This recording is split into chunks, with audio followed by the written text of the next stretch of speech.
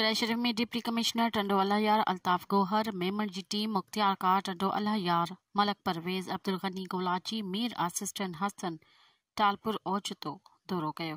डीसी टंडो अल्लाहयार अल्ताफ गोहर मेमन तरफ़ां कंहिं बि दुकानदार बग़ैर रेट लिस्ट जे रोज़मर्रा जी शयुनि में गैर कानूनी रेट लॻाइण ते उन ख़िलाफ़ सख़्त कानूनी कार्रवाई कई वई।